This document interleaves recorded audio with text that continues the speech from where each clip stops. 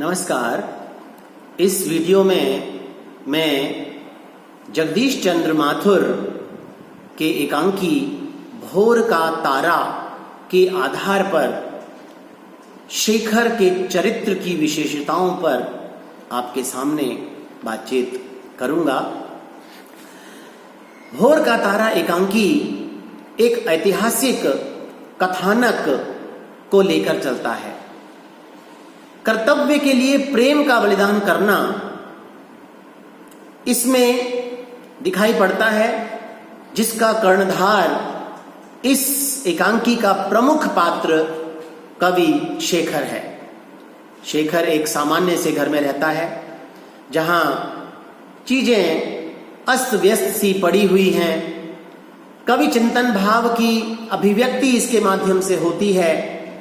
माधव और छाया उसके बहुत निकट हैं, जिनसे उसके कर्तव्य और प्रेम की चर्चा होती रहती है।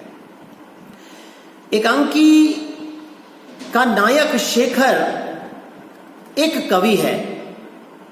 ज्यादातर अपनी कल्पना लोक में बहता रहता है। कवि है, भावुक है, प्रतिभा संपन्न है, सौंदर्य प्रेमी है। वृद्धा भिकारिन में भी उसे अद्भुत सौंदर्य दिखाई पड़ता है। छाया को वह प्रेम भी करता है। वह अपनी रचनाओं को सम्राट स्कंदगुप्त के बुलाने पर उनके दरबार में जाकर सुनाता है और सबका मनोरंजन करता है, सबको आनंद प्रदान करता है। यहीं तक नहीं, उसकी वेशभूषा भी उसे एक श्रेष्ठ कवि प्रमाणित करती है। उसके लंबे बाल, ढीली ढाली वेशभूषा, गले में फूल की माला, माथे पर तिलक और शरीर पर ओढ़ा हुआ एक ऊनी दुशाला, एक सामान्य से कवि की भांति वह जीवन यापन करता है। सौंदर्य और प्रेम का कवि है शेखर। छाया से प्रेम करता है, साथ साथ प्राकृतिक सौंदर्य के संबंध में माधव से तर्क वितर्क भी करता है। उसका मित्र माधव, वह प्राकृतिक सौंदर्य की बातों में कल्पना का सौंदर्य भी उसके साथ साझा करता है।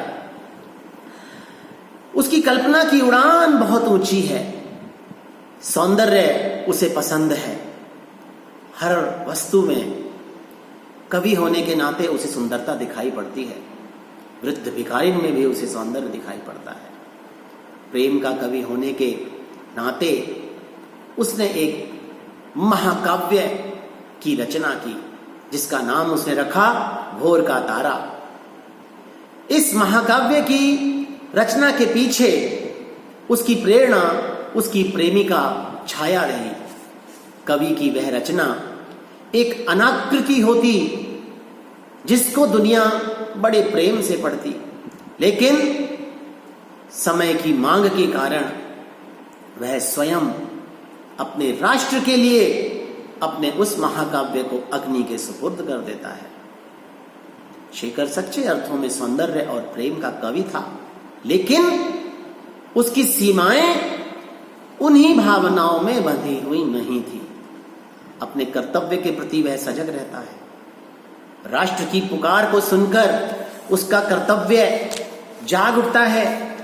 उसकी कर्तव्य परायणता हिलोरे लेने लगती है और वह जनता को जागृत करने के लिए अपनी ओजस्वी वाणी लेकर जनता के बीच आ जाता है।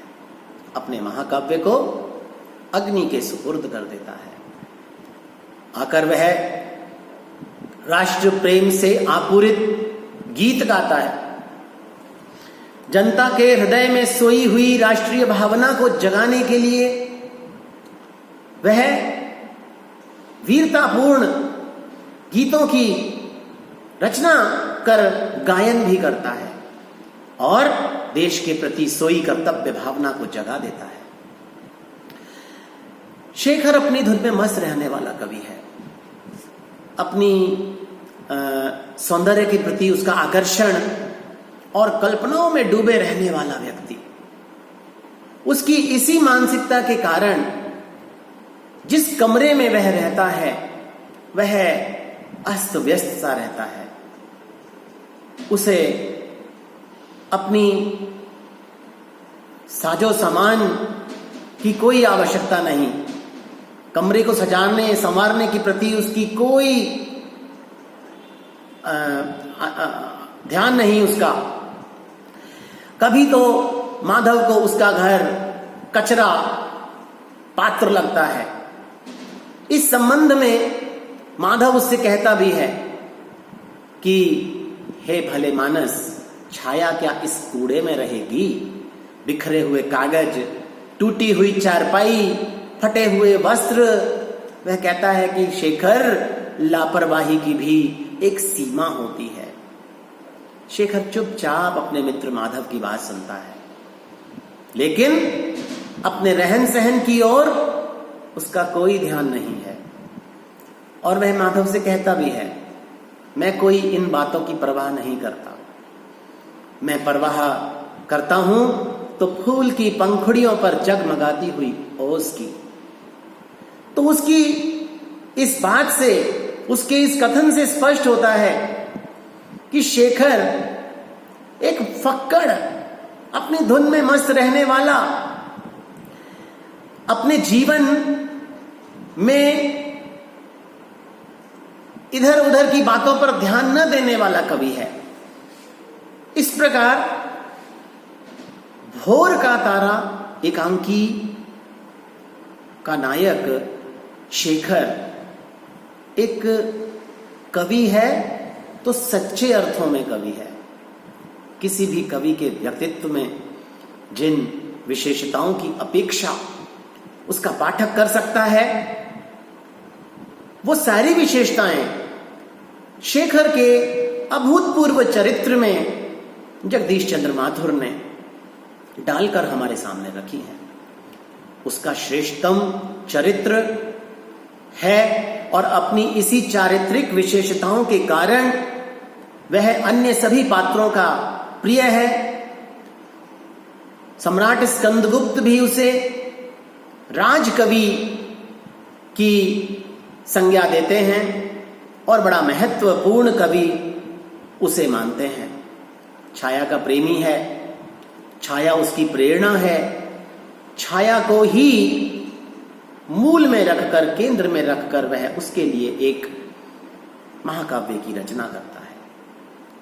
राजनीतिज्ञों की भांति वह स्वार्थी नहीं है, वह परार्थ चिंतन से पूरित एक अविस्मरणीय प्रेरणात्मक पात्र है, जिसकी सृष्टि जगदीश चंद्र माथुर ने अपने एकांकी भोर का तारा में की है। वह कल्पना और सौंदर्य का कवि है और साथ ही साथ कर्तव्य के प्रति, राष्ट्र और समाज के प्रति सजग एक श्रेष्ठ कवि है। धन्यवाद।